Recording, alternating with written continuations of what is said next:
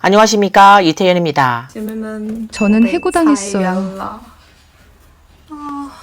한성인이 무너지는 순간은 마치 한순간에 모든 것이 옛 모습으로 돌아간 것 같은 느낌이에요. 당시에 그들과 이야기를 나눌 때 이미 감이 왔었죠. 아마 제가 해고될 거라는 생각이 들었거든요. 비록 마음의 준비는 하고 있었지만 진짜 사무실에 들어가서 그 말을 들었을 때 가슴이 철렁 내려앉으면서 차가운 기운이 온몸을 스치는 느낌이었어요. 그 순간 머릿속이 완전히 하얗게 변했죠. 그들이 대략적으로 비용 절감과 효율 증대를 이야기했어요. 저는 더 이상 그 세부적인 부분에 대해 얽매이지 않고 바로 나왔어요. 밖에 앉아 한참 동안 멍하니 있었지만 그래도 그 충격에서 벗어나지 못했어요. 갑자기 다음 달에 월세와 온갖 복잡한 지출이 떠오르더군요. 그리고 곧 경제적인 수입이 없어질 거라는 생각이 저를 짓눌렀어요.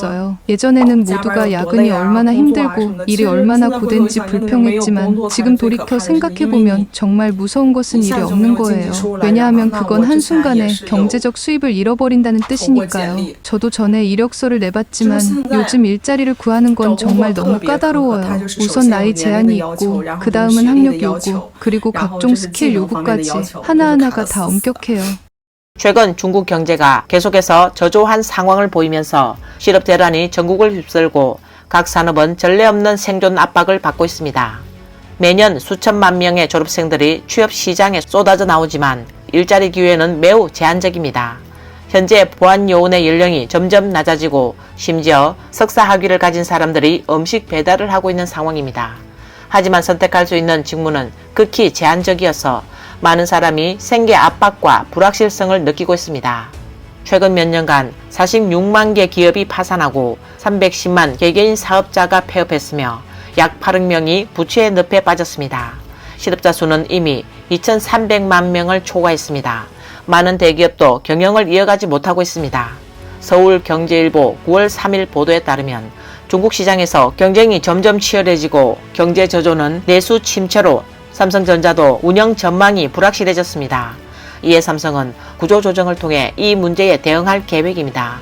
업계 관계자에 따르면 삼성전자 중국 법인은 최근 직원들에게 해고 계획을 알렸으며 자발적 퇴직을 신청하는 직원들을 모집하기 시작했습니다. 이번 해고 계획은 지역 판매 직원 1,600명 중 8%, 약 130명에 해당합니다. 자발적 퇴직 신청자가 부족할 경우 회사는 예정된 기준에 따라 해고 대상을 선정할 것입니다. 내부 소식통에 따르면 이번 해고는 시작에 불과하며 내년에는 해고 비율이 30%에 이를 것으로 예상된다고 합니다.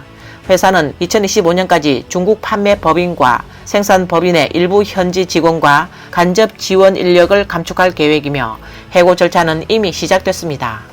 이번 해고는 주로 삼성전자 중국 판매 부분의 현지 고용 직원들을 대상으로 하고 있으며 이 소식에 많은 직원들이 충격과 불안을 느끼고 있습니다. 이전 IBM 중국도 중국 내 연구개발 부서를 폐쇄한다고 발표했으며 이에 1,000명 이상의 직원이 영향을 받았습니다.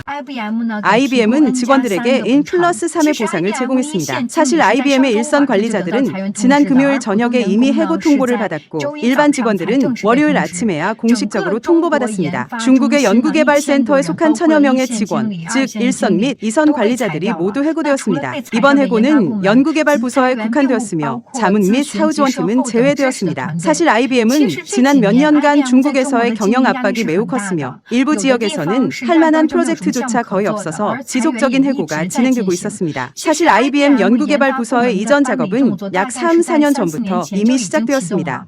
2023년 IBM의 글로벌 매출은 2% 증가했으나 중국 내 매출은 20% 가까이 감소했습니다. 전문가들은 IBM과 같은 외국 기업들의 철수를 미중 디커플링의 흐름의 일부로 보고 있습니다. 앞으로 미중 기술 전쟁이 지속됨에 따라 미국의 대중국 규제가 더욱 강화될 가능성이 있으며 외국 기업들이 중국에서 경영하기 어려운 환경이 될 것입니다.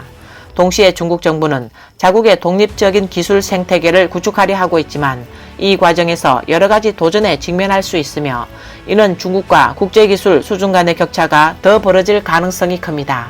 최근 다수의 네티즌이 구직 관련 온라인 플랫폼에 상해 자동차의 자회사 상기 대통에서 딩딩 시스템의 출근 체크 기능이 취소되었다는 소식과 함께 내부 해고가 시작될 것이라는 소식을 전했습니다.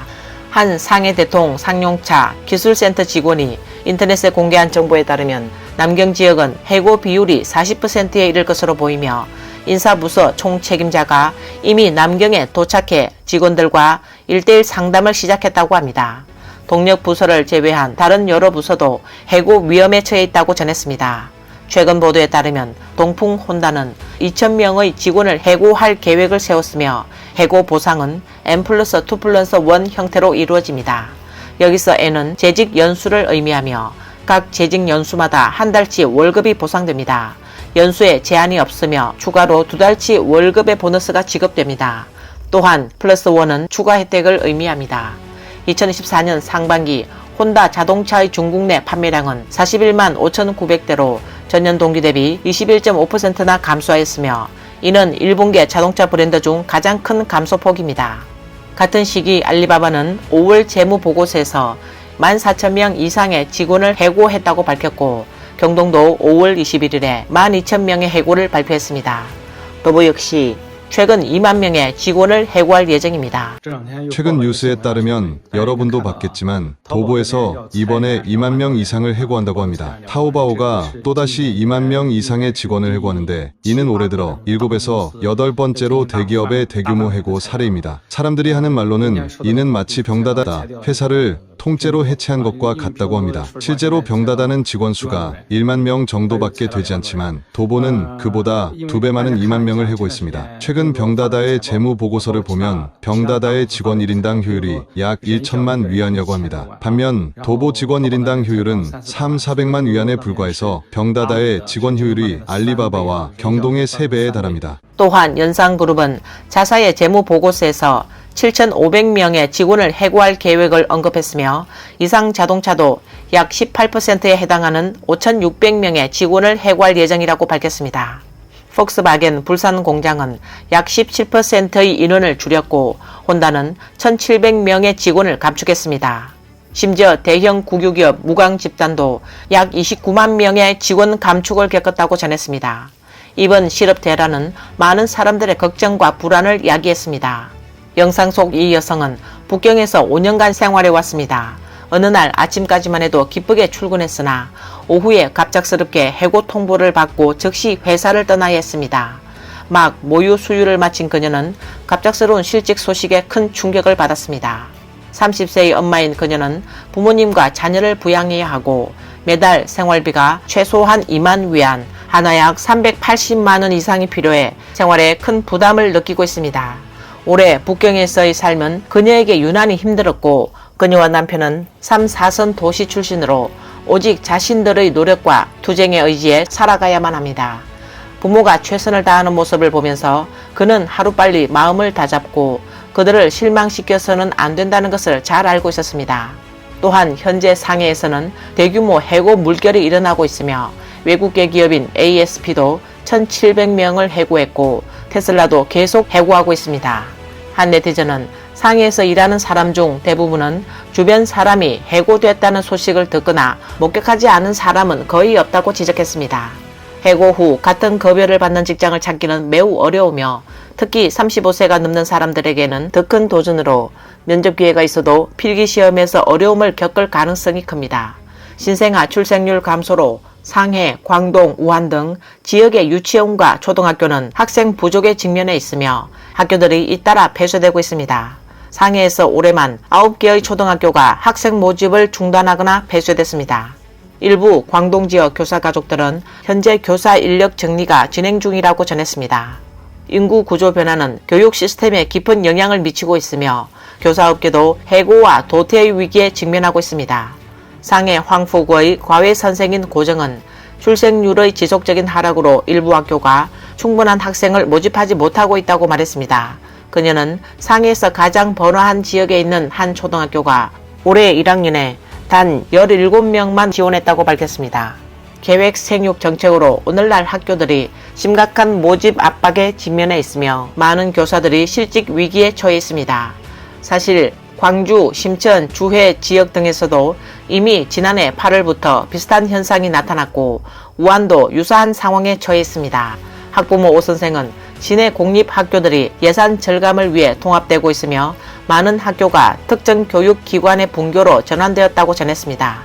광동성 동간의 학부모 진명랑 역시 출생률이 계속 하락하면서 많은 학교가 통합되거나 폐쇄되고 있으며 교사들도 해고될 위험에 직면해 있다고 지적했습니다. 특히 유치원이 가장 큰 영향을 받고 있으며 원화수 감소 추세가 유치원에서 초등학교와 중학교로 확대되고 있다고 말했습니다. 교사들은 새로운 도전에 직면하고 있으며 진명랑의 친척은 학교에서 근무 중인데 최근 학교에서 엄격한 평가 제도를 도입했다고 합니다.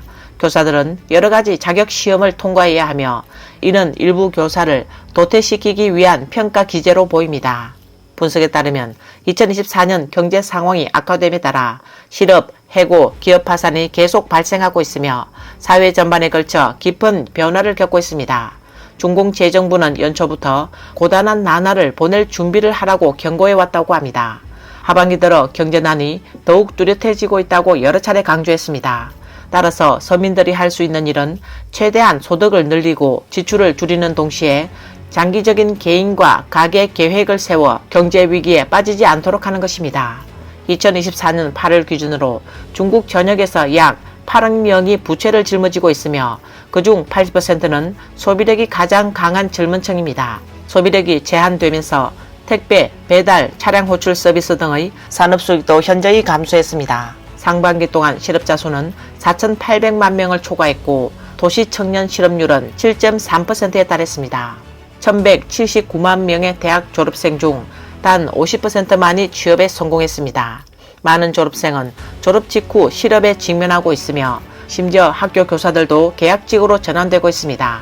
대형 기업에서 20% 이상의 인력을 감축하는 사례는 더 이상 드물지 않습니다. 일부 기업에서는 한 번에 2만 명이 넘는 직원을 해고하기도 했습니다. 기업과 상점의 파산은 사회적 불안을 초래했고 불필요한 소비가 급격히 감소하여 과잉 생산과 소비 부족, 인플레이션과 경기 침체 현상이 동시에 나타나며 대부분의 산업이 어려움에 빠져 있습니다.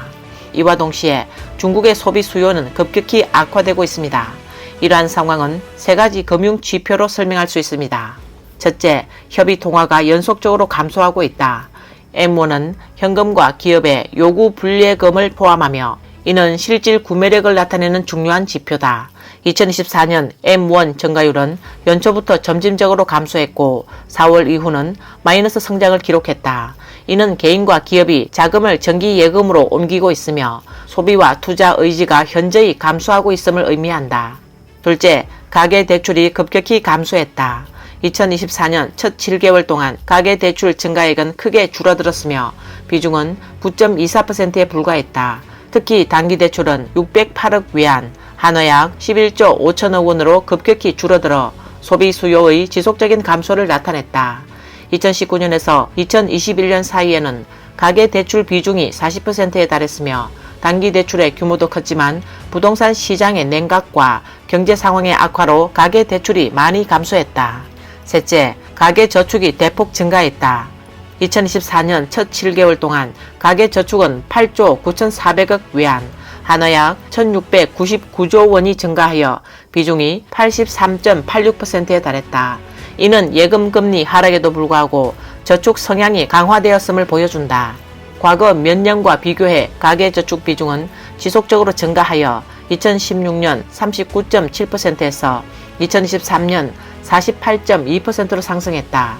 이는 경제 불황기 동안 소비나 투자보다는 저축을 선호하는 경향이 증가하고 있음을 나타낸다. 실업률 상승과 소비 수요 감소라는 두 가지 요인을 종합하면 중국 경제는 심각한 구조적 문제에 직면해 있음을 알 수 있습니다. 높은 실업률은 가계 소득에 직접적인 영향을 미치고 소비를 감소시킵니다. 동시에 소비의 급격한 감소는 물건이 팔리지 않아 기업의 경영 어려움을 가중시키고 악순환을 형성하고 있습니다. 오늘 영상은 여기까지입니다. 시청해 주셔서 감사합니다.